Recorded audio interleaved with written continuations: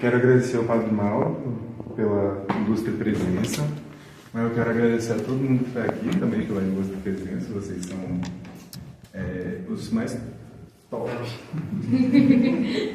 Eu vou apresentar aqui um pouquinho do que eu estou trabalhando no meu TCC, onde eu estudo um instituto que tem sede na UNB, chamado Instituto de Ciências, Tecnologia e Inovação, INCTI, de inclusão ao ensino superior e à pesquisa.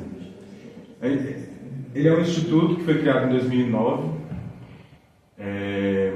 e ele veio para exatamente para isso, para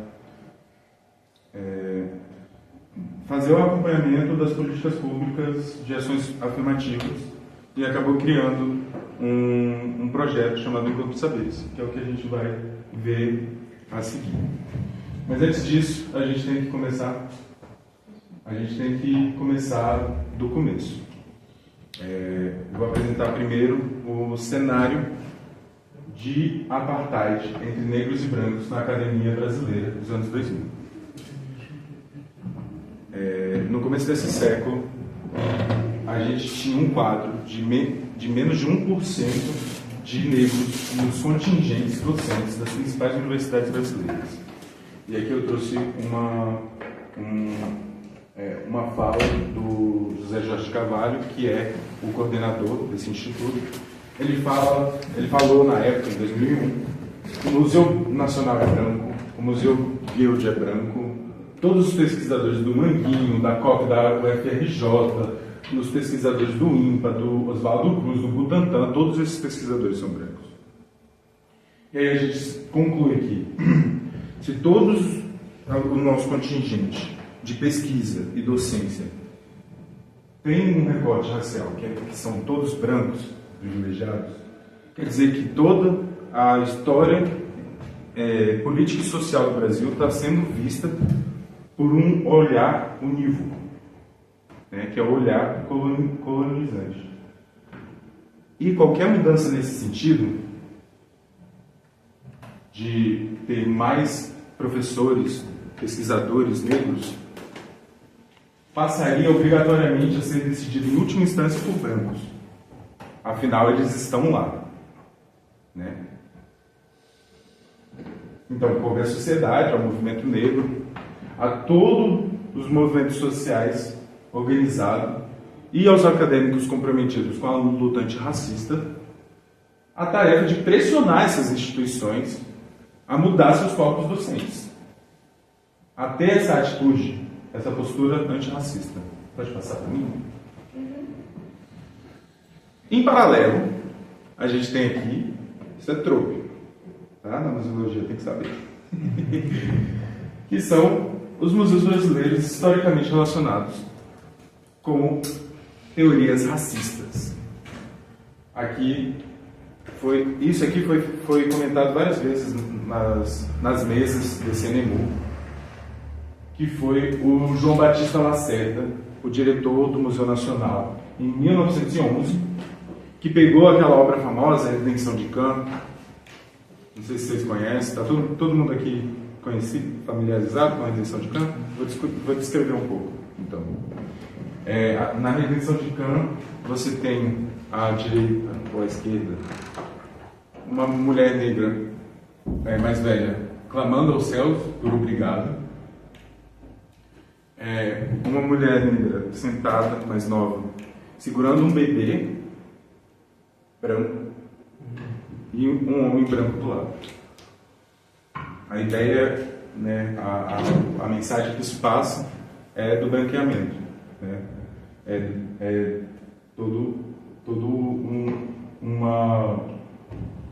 Uma ideia que ele mesmo coloca aqui.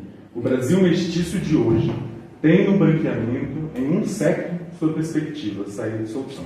Então, para essa pessoa aqui, que comandava o Museu Nacional, um dos 3 maiores museus nacionais, na época só existiam, entre aspas, esses 3,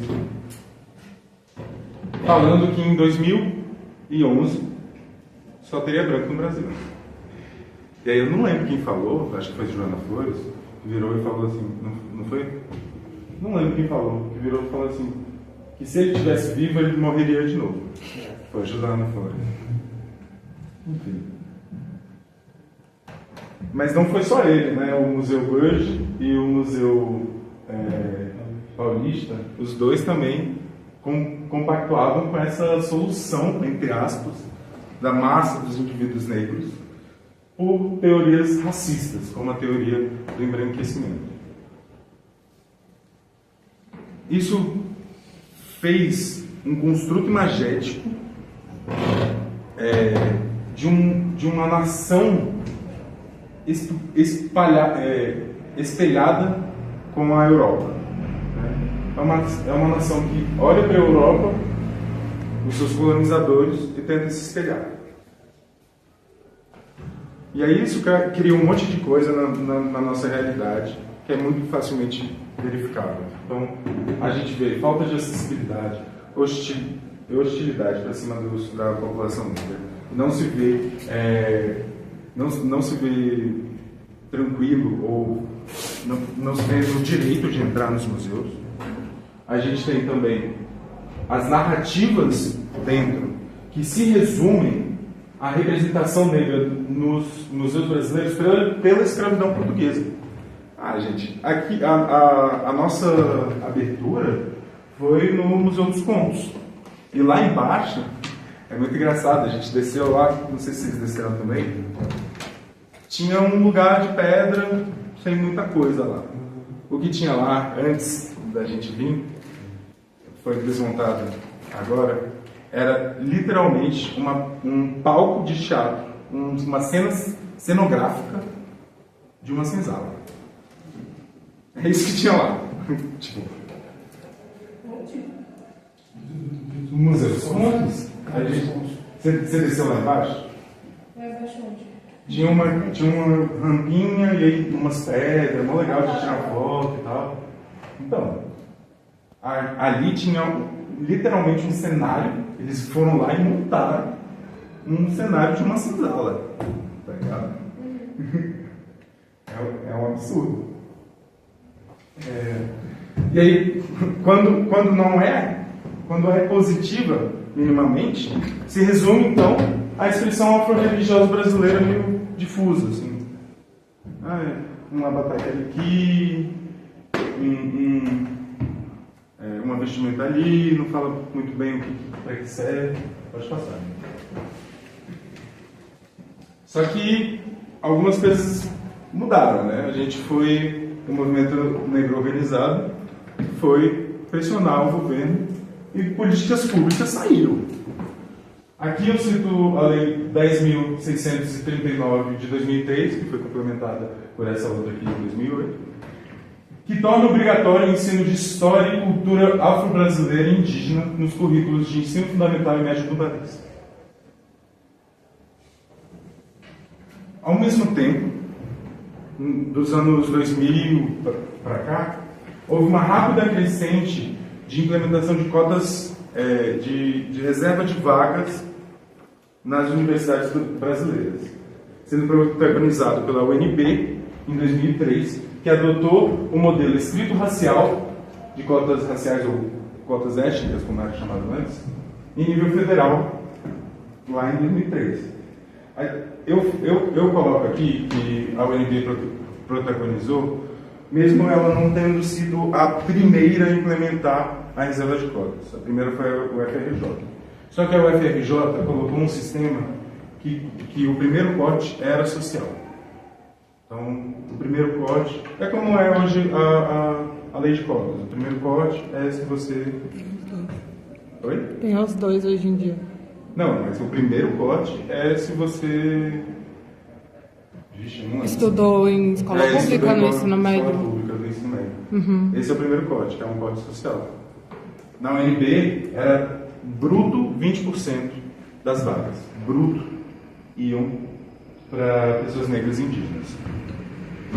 E tinha algumas diferenças também. Isso eu fui estudando depois que eu fiz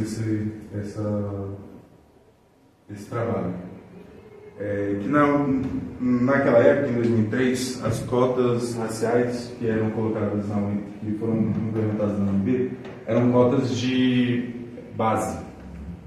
O que isso significa?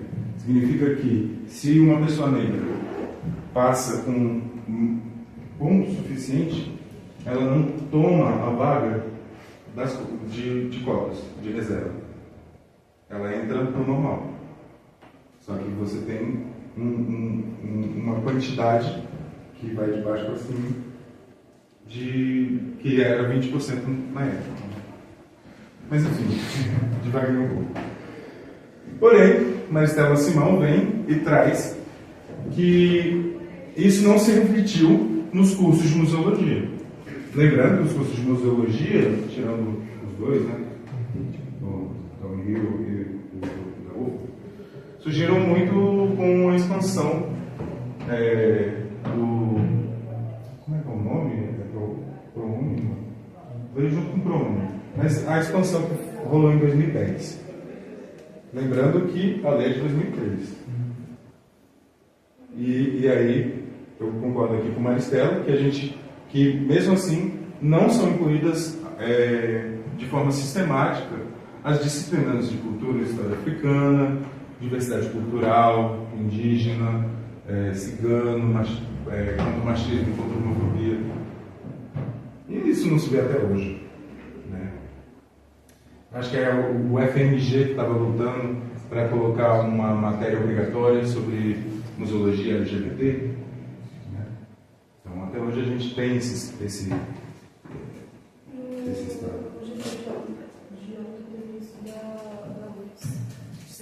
Ah, é de Sergipe, não foi o FMG, é de Sergipe. Verdade. Só que esse apagamento nos currículos, ele deixa algumas sequelas no sentido teórico. As pessoas acreditam e condicionam essas lutas e conquistas do movimento negro a uma história recente. Elas esquecem que, tanto no caso das cotas, quanto no dos museus sociais, havia luta de implementação prática de ambos os mecanismos de luta antirracista. E aí eu trago a mesma referência para os dois, que é o Abdias de Nascimento. Que no caso das cotas, fez uma PL, que ele era deputado, e aí ele fez uma PL para colocar cotas não só nas universidades, como nos trabalhos públicos também. E, no nosso caso, que também devia ser de conhecimento geral da museologia, tem o Museu de Arte Negra, que advém do Museu Experimental, do Teatro Experimental do Negro. O Museu de Arte Negra, acho que veio em 1950. Isso, veio em 1950. E a Carta de Santiago vem em 72, né? Tipo, como que a gente vai falar que esse tipo de museu começa na Carta de Santiago? Se Abdias de Nascimento, aqui, estava pensando no Museu da Arte Negra em 1950. Enfim, pode passar. E aí, foi se passando um tempo da implementação de cotas e a gente percebeu que havia uma falha. A gente ótimo, as pessoas que pesquisam perceberam que havia uma falha das cotas raciais. Elas não eram mais suficientes para resolver o problema da falta de representatividade racial na academia, uma vez que seus currículos eram colonizadores.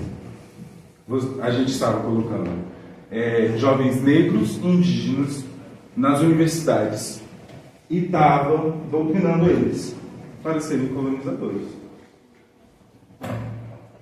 Isso iria mudar em algum momento, talvez em 50 anos, mas e aí cito o José Jorge de novo, entram-se os jovens negros e indígenas nas universidades na condição de discípulo, mas entram também os mestres negros e indígenas na condição de professores. Não basta a gente ter um quantitativo de alunos diversos, a gente tem que ter minimamente um quantitativo de docentes diversos. E aí chega o Encontro de Saberes. O Instituto foi fundado em 2009, em 2010 foi o projeto Encontro de Saberes, que é um projeto de inovação epistêmica e pedagógica voltado para a afirmação e reconhecimento dos saberes tradicionais. A ideia o objetivo, convidar mestres e mestras do saber, e aí eu vou abrir um parênteses para explicar. Ser um mestre do saber é fazer conjugar o que você sabe com o que você é. É também entender que esses saberes que conjugam o ser e o saber não precisam necessariamente passar pela universidade. Então a gente está falando aqui de caciques, de povos indígenas, dos povos indígenas. A gente está falando de raizeira. E isso eu devo parabenizar o evento, em especial a Lígia Dutra, que fez essa conexão com o FMG para trazer mestres de saberes. Tanto é que veio uma mestre de saber, a dona Tantinha, sim, a dona Tantinha, para conversar junto com o Léo Pérez.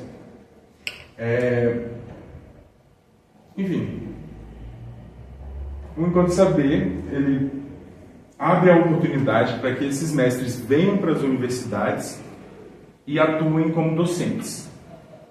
Né? E aí pode ser ministrando aula, orientando aluno, participando de mesas de qualificação, devidamente remunerado, como um professor efetivo. Pode passar, eu acho. E aí isso traz... enfim, como que a minha pesquisa começou também, né? Qual que é a justificativa dela? A Letícia Viana, a antropóloga da Unirio, eu acho. Letícia Viana, ela publicou uma publicação, um paper em 2020, falando da relação entre os mestres de saberes e o campo do patrimônio imaterial. E aí ela fala o seguinte, que essa relação entre as cotas discentes e epistêmicas, elas abrem implicações diretas à sensibilização de estudantes de áreas afetas ao patrimônio. Porque esses mestres do saber e esse encontro de saberes dá a oportunidade dos alunos a conhecer outras realidades, né? Fazendo, segundo ela,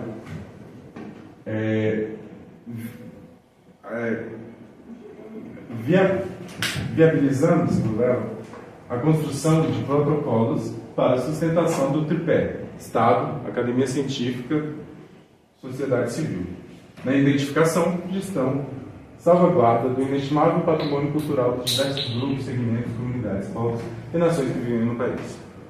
E aí eu tenho uma sugestão para dar para vocês, que foi algo que mudou a minha percepção, que é basicamente conversar com o grupo que provavelmente tem na sua universidade, o grupo de indígenas. Conversa com indígenas de qualquer área sobre museologia. E vocês vão perceber que a pessoa está fazendo administração, a pessoa está fazendo estatística, mas você consegue conversar sobre museologia às vezes melhor do que algumas pessoas estudando museologia.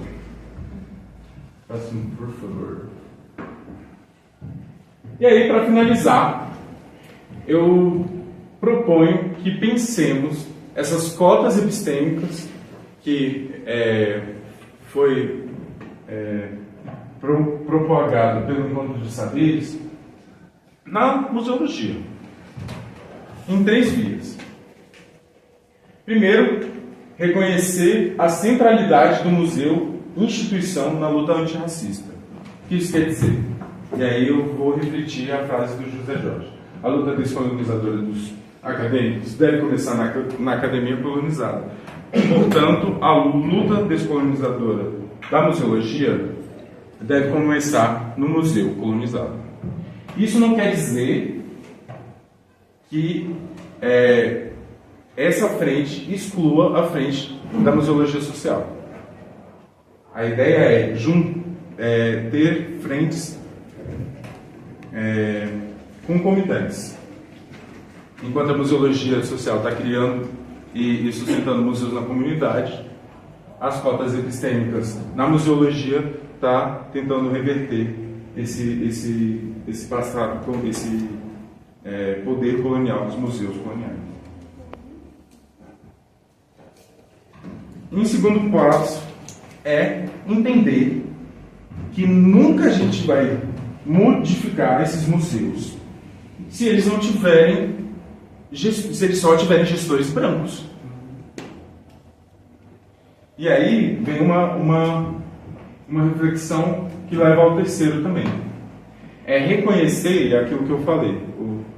Você troca meia dúzia de palavras com qualquer estudante indígena, você vai perceber que ele sabe de museologia.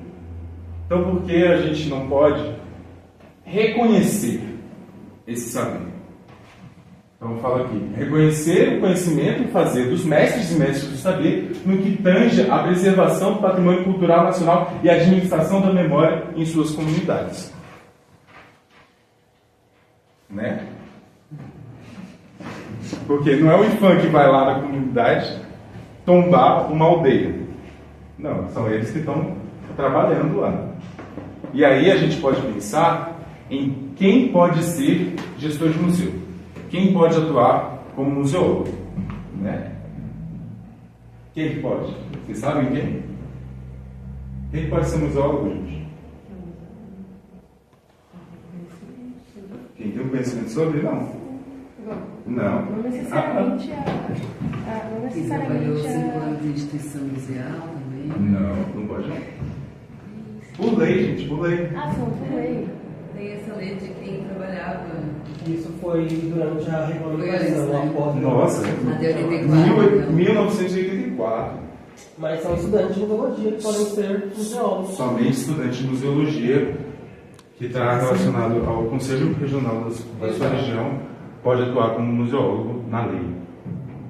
Com graduação ou pós-graduação. Se a gente tem todo aquele cenário que eu apresentei mais cedo, de uma museologia com currículo colonizador, né, com as cotas que estão aparecendo, mas que não são suficientes para modificar isso, quais são os gestores que podem estar nos museus agora? São pessoas que passaram por esse processo colonizador.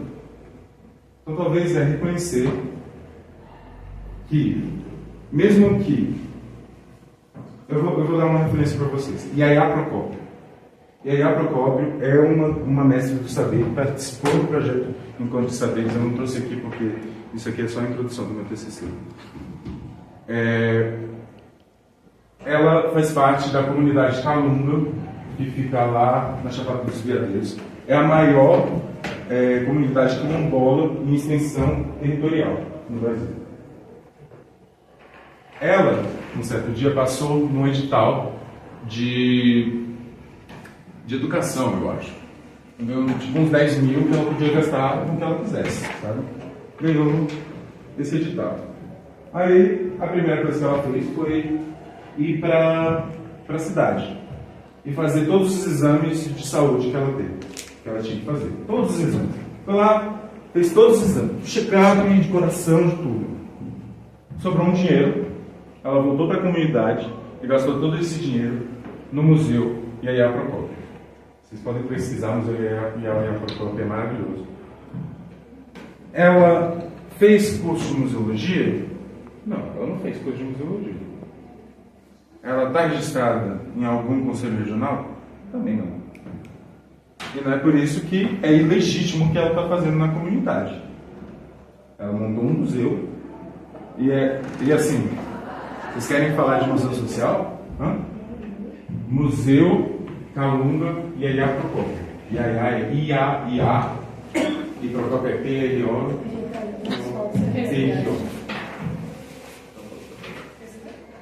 Ah, sim.